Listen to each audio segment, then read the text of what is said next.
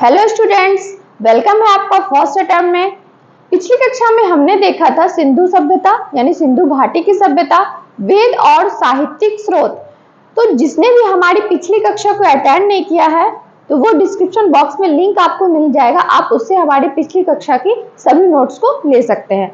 आज का जो हमारा टॉपिक है वो है वैदिक सभ्यता।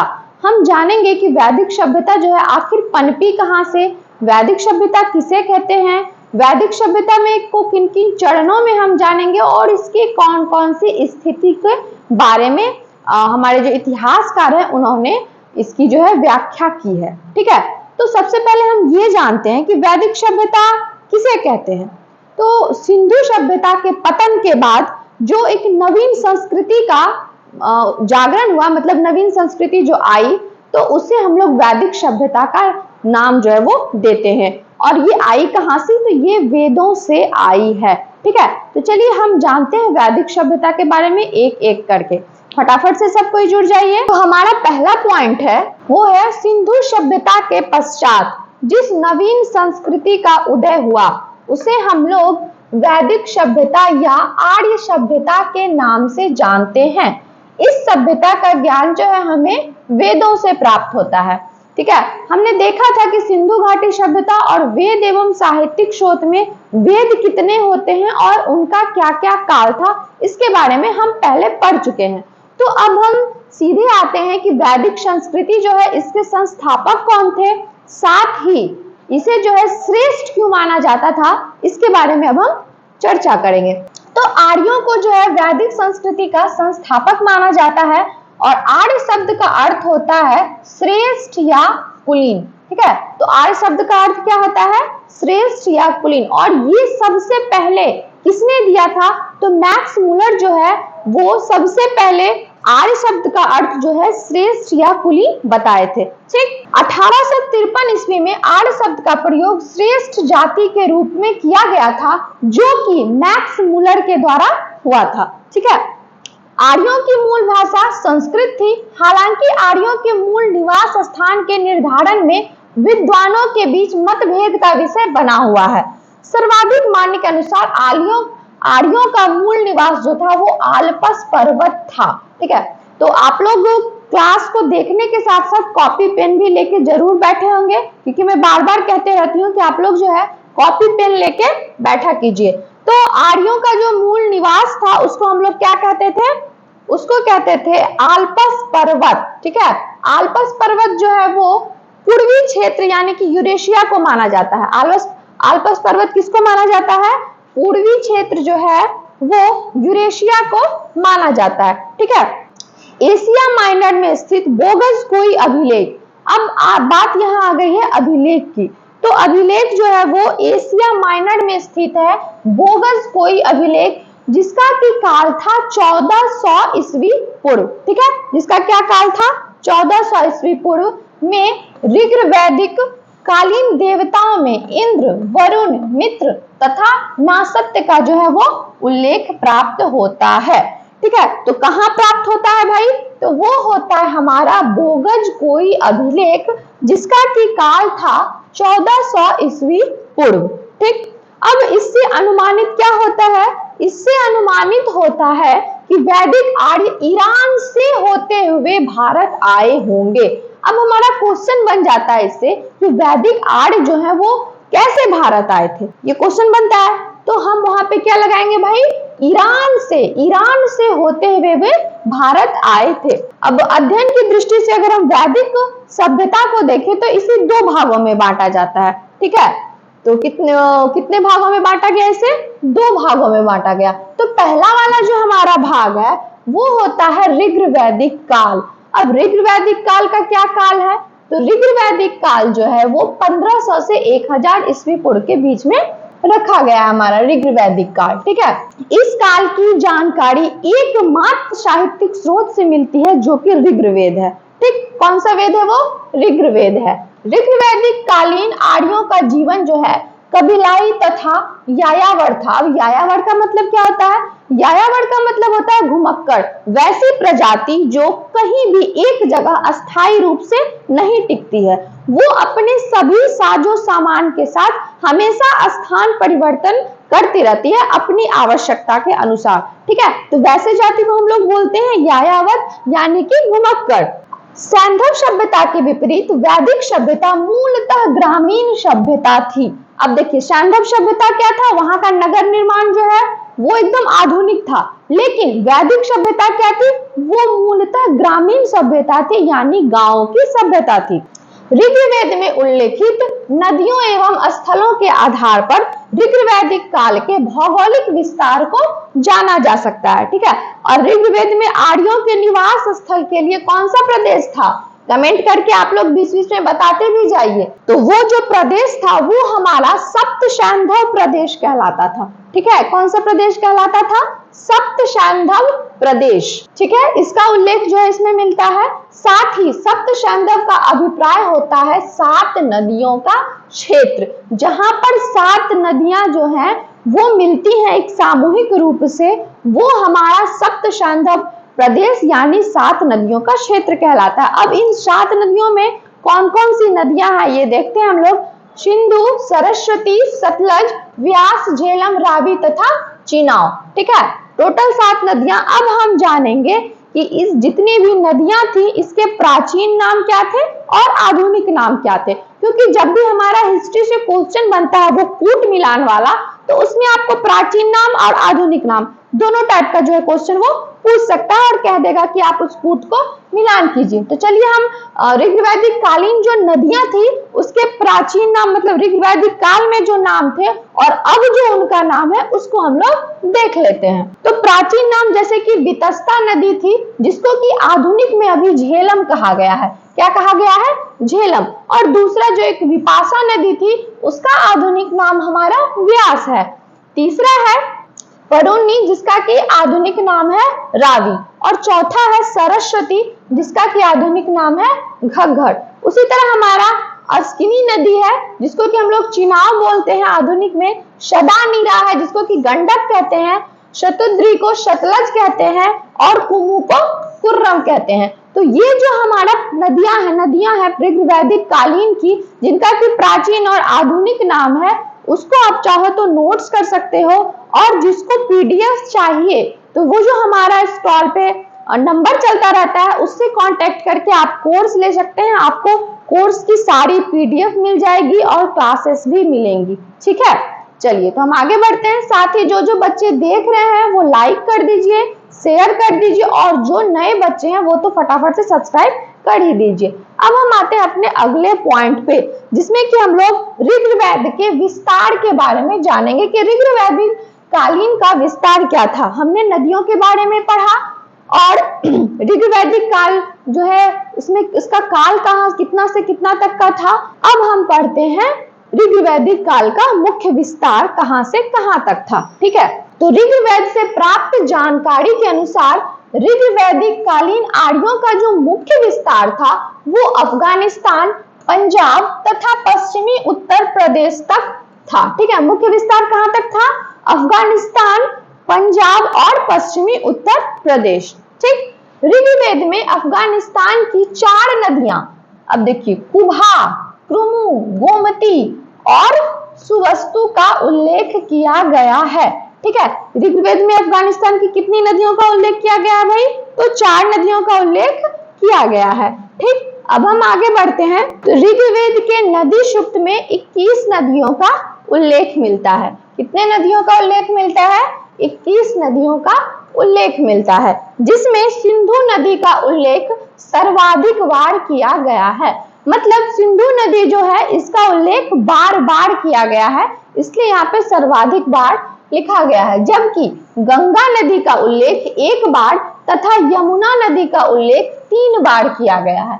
ठीक है, तो सबसे ज्यादा कौन सी नदी का उल्लेख किया गया है, सिंधु नदी का। उसके बाद गंगा नदी का उल्लेख 1 बार और यमुना नदी का उल्लेख जो है वो 3 बार किया गया है। ठीक है, उसके बाद आर्यों की सबसे पवित्र नदी सरस्वती थी, जिसे देवीतमा और नदीतमा भी कहा जाता था। ठीक है, तो अगर हमारा क्वेश्चन बनेगा कि आर्यों की सबसे पवित्र नदी किसे कहते थे, तो हमारा आंसर क्या हो जाएगा, सरस्वती। ठीक है, जिसे हम लोग देवीतमा या नदीतमा भी कहते थे। ऋग्वैदिक आर्य मरुस्थल एवं हिमालय दोनों क्षेत्र से परिचित थे। ठीक है, ऋग्वैदिक आर्य जो है वो कहां से परिचित थे?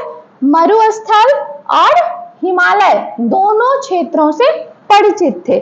साथ ही ऋग्वेद में मरुस्थल के लिए धन्य तथा हिमालय के लिए मुजवंत शब्द का उल्लेख किया गया है।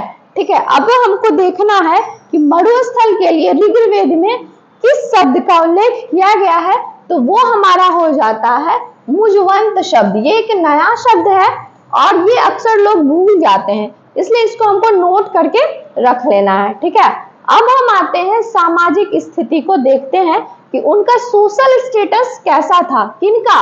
वैदिक सभ्यता का। ऋग्वैदिक समाज की जो सबसे छोटी इकाई थी वो थी परिवार, और जिसका मुखिया कौन होता था? तो उसका मुखिया जो है वो पिता होता था। ऋग्वैदिक समाज जो था वो पुरुष प्रधान समाज था। ठीक है, हालांकि स्त्रियों की स्थिति अच्छी थी। स्त्रियां सभा एवं विदत दोनों की बैठकों में भाग लेती थी, परंतु उन्हें संपत्ति का अधिकार प्राप्त नहीं था। किसको संपत्ति का अधिकार प्राप्त नहीं था? तो वैदिक सभ्यता में स्त्रियों को संपत्ति का अधिकार प्राप्त नहीं था। उनको बैठक में जरूर शामिल किया जाता था, लेकिन संपत्ति का अधिकार नहीं था और उन्हें उत्तराधिकारी नहीं बनाया जाता था।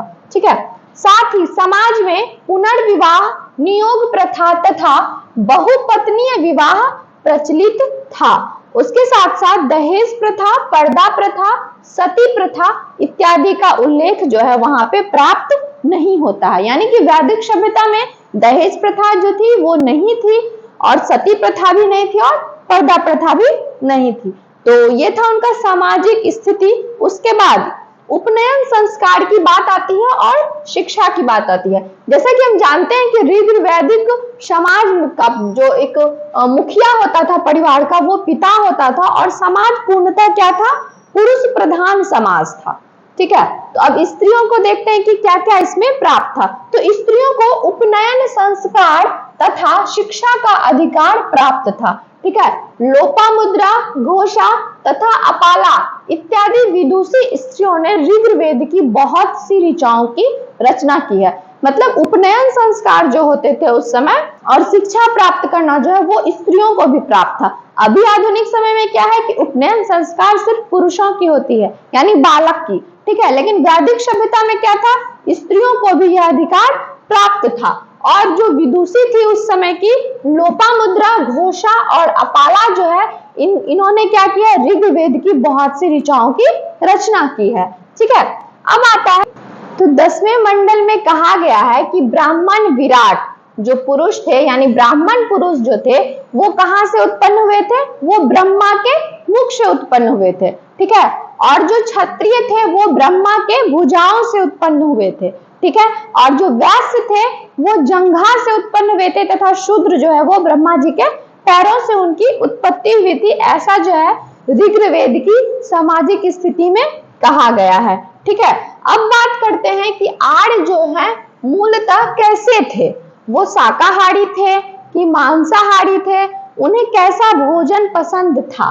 ठीक है, तो आर्य जो थे वो मूलतः शाकाहारी थे। क्या थे? शाकाहारी थे, परंतु विशेष अवसरों पर मांस का भी वो उपयोग करते थे। और आर्यों का जो प्रमुख पेय पदार्थ था वो था सोमरस। ठीक है, जब भी वो मतलब मनोरंजन करते थे या कोई मीटिंग होती थी उन लोगों की, तो उनमें जो लोग पेय पदार्थ का इस्तेमाल करते थे उस पेय पदार्थ का नाम था सोमरस। ठीक, चलिए अब बात होती है राजनीतिक स्थिति की। अब हम बात करते हैं कि ऋग्वैदिक काल में जो लोग थे उनके राजनीतिक स्थिति कैसी थी, यानी कि पॉलिटिकल स्टेटस जो उनका था वो कैसा था। तो आर्यों की जो राजनीतिक व्यवस्था का मूल आधार था वो परिवार या कुल था। ठीक है, जिसके प्रमुख को कुलप या गृहपति कहा जाता था। उसके बाद बात आती है कि ऋग्वैदिक काल में सामान्यतः राजतंत्र का प्रचलन था, यानी कि प्रजा जो थी यहाँ की वो सर्वे सर्वा राजा को ही मानती थी। राजा को ईश्वर के प्रतिनिधित्व के रूप में वो चुनती थी, और उनको जो भी समस्या होता था या फिर जो भी उनको चाहिए था, इसके लिए वो राजा से जो है अपनी दरखास्त कर सकते थे। ठीक है, तो ऋग्वैदिक काल में क्या था? सामान्यतः राजतंत्र का प्रचलन था। और ऋग्वैदिक आर्य जो थे वो विभिन्न कबीलों में विभक्त थे। कबीला का मतलब क्या होता है? प्रजाति, मतलब अलग अलग प्रजाति में वो अलग अलग जो है वो बसे हुए थे, ठीक है, जिन्हें जन कहा जाता था। और इन जनों का प्रधान जो होता था वो राजन होता था, जो कि राजा कहलाता था, ठीक है। तो जन जो का जो प्रधान था वो क्या कहलाता था? राजन, यानी कि राजा, ठीक, बहुत बढ़िया। अब आते हैं हम लोग ऋग्वेद में राजा को जनस्य गोपा भी कहा जाता था। अब ये जनस्य गोपा क्या होता है? जनस्य गोपा का मतलब होता है जन की रक्षा करने वाला, यानी कि वो जो उस समय की जो कबीले बनती थी वो कबीले का जो संरक्षक होता था उसको हम लोग मतलब वैदिक सभ्यता में जो आर्यों की सभ्यता थी, जो आर्यों की राजनीतिक स्थिति थी, उसमें उन लोगों को जनस्य गोपा कहा जाता था। उसके बाद पुराभेत्ता एक शब्द आता है। उस पुराभेत्ता का अर्थ होता है नगर जीतने वाला, यानी कि जो भी उस पर चढ़ाई करते थे या उसको हथियाना चाहते थे और उस नगर को जीत जाते थे तो उसे पुराभेत्ता कहा जाता था, ठीक। उसके बाद जो है इनके अलावा राजनीतिक स्थिति के अलावा जो है ऋग्वैदिक काल में अनेक गणतांत्रिक संस्थाएं भी विद्यमान थी, जैसे सभा और समिति, जो राजा पर नियंत्रण का कार्य करती थी। अब देखिए, अब जब राजा को लोग उस समय ईश्वर का प्रतिनिधित्व मानते थे तो स्वाभाविक है कि कभी ना कभी तो राजा के मन में अहंकार हो जाता, तो राजा मनमानी कर लेता। तो राजा के उस मन को नियंत्रित करने के लिए क्या होता था कि सभा और समिति का गठन किया जाता था, जो कि राजा पर अंकुश लगा सकती थी, यानी अगर राजा गलत करेगा, मनमानी करेगा तो उसको नियंत्रित करने का पूरा अधिकार उस सभा और समिति को था, ठीक है।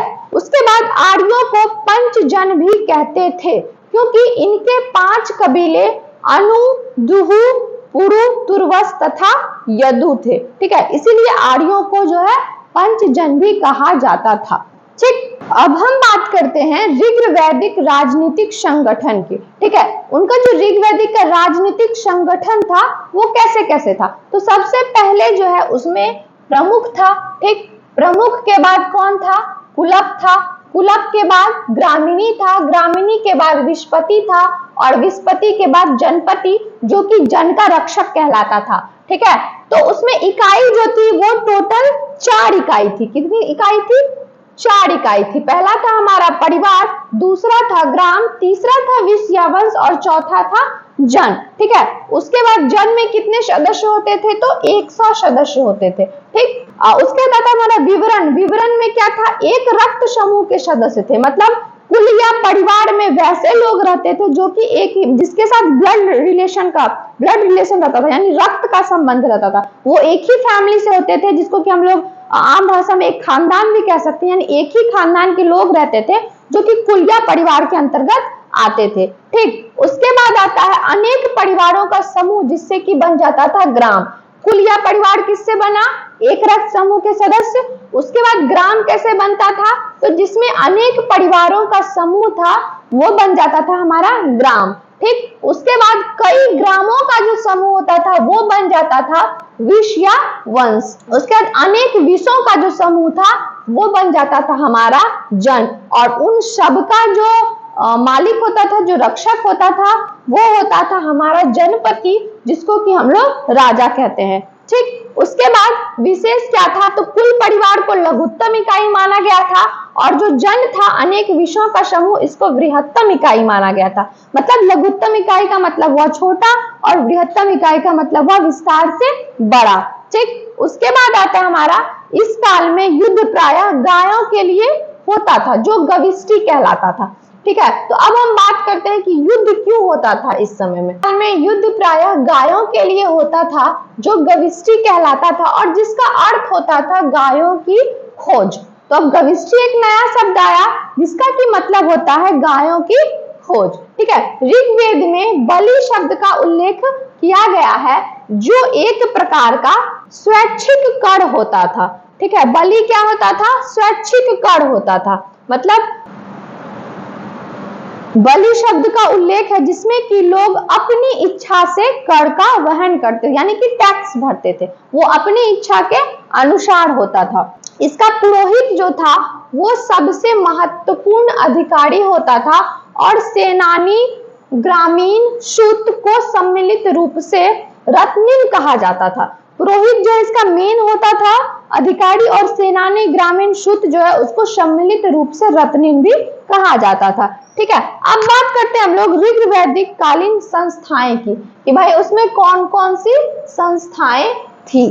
तो ऋग्वैदिक कालीन में जो संस्थाएं थी वो 4 भाग में उसको हम लोग बांटते हैं। तो 4 भाग कौन कौन सा था उसका, एक था सभा, समिति, विदत और गण, ये 4 भाग थे उनके। तो सभा में क्या था ऋग्वैदिक कालीन संस्थाएं में, सभा में ऋग्वेद में 8 बार उल्लेख है, श्रेष्ठ एवं संभ्रांत लोगों की संस्था, जिसमें कि स्त्री पुरुष दोनों शामिल थे और इसे आधुनिक राज्यसभा के समान जो है वो माना जाता था। तो ऋग्वैदिक कालीन संस्थाएं जो थी उसमें क्या क्या शामिल था हमारा, जो कि मैंने आपको बता दिया है, सभा, समिति, विदत और गण, ये 4 संस्थाएं थी। और 4 संस्थाओं का कितनी बार उल्लेख हुआ है वो हम देखते हैं। तो जो पहला हमारा सभा था वो था ऋग्वेद में, इसका 8 बार उल्लेख हुआ था। ठीक है, श्रेष्ठ एवं संभ्रांत लोगों की संस्था, जिसमें कि स्त्री पुरुष दोनों शामिल थे और आधुनिक राज्यसभा के समान जो है ये संस्थाएं कार्य करती थी। ठीक, उसके बाद बात आती है समिति की, जिसका कि ऋग्वेद में 9 बार उल्लेख हुआ है। ये सामान्य लोगों की संस्था थी, इसमें भी स्त्री पुरुष दोनों शामिल थे और ये भी आधुनिक लोकसभा के समान ही कार्य करती थी। ठीक, उसके बाद विदत आता है, ऋग्वेद में 122 बार उल्लेख हुआ है और ये जो थी वैदिक सभ्यता की सबसे प्राचीन संस्था थी। ठीक है, उसके बाद बात आती है गण की, जो कि कुलीनों की संस्था थी। तो ये था हमारा ऋग्वैदिक कालीन संस्थाएं। उसके बाद इसमें जब 7वें मंडल की बात हुई है तो 7वें मंडल में दशराग्य युद्ध का उल्लेख किया गया है। ठीक है, जो कि परुष्णवी, जिसको कि आधुनिक में हम लोग रावी नदी कहते हैं, तो परुष्णवी नदी के तट पर भरत जन के राजा सुदास एवं अन्य 10 जनों के मध्य हुआ था। इस युद्ध में भरत जन के प्रमुख सुदास की जो है वो विजय हुई थी। ठीक है, तो ऋग्वैदिक काल में क्या हुआ था कि दशराग्य युद्ध का उल्लेख हुआ है, जिसमें कि भरत जन के राजा सुदास के बारे में चर्चा की गई है और राजा सुदास की इसमें विजय हुई थी। तो आज के वीडियो में हमने देखा कि वैदिक सभ्यता का प्रादुर्भाव कैसे, यानी कि उसकी उत्पत्ति कैसे हुई, उसके बाद वैदिक सभ्यता की राजनीतिक स्थिति कैसी थी, वैदिक सभ्यता का जो सामाजिक स्थिति था वो कैसा था, इसके बारे में हमने जाना। और अब हम हमारी जो नेक्स्ट क्लास होगी उस क्लास में हम धार्मिक स्थिति के बारे में जानेंगे और इनके आर्थिक स्थिति के बारे में जानेंगे, यानी कि फाइनेंशियल स्टेटस और रिलीजियस स्टेटस, इन दोनों की चर्चा जो हम अगली कक्षा में करेंगे, जो कि हमारा नेक्स्ट वीडियो में आएगा। आज के लिए इतना ही है। अगर आपको हमारी वीडियो पसंद आती है या फिर आपको कोई कोर्स लेना है तो आप जो स्क्रॉल पे नंबर दिया हुआ है उस पे आप फटाफट से कांटेक्ट कीजिए और अपना जो महत्वपूर्ण सुझाव वो कमेंट्स करके जरूर बताएं। Bye bye.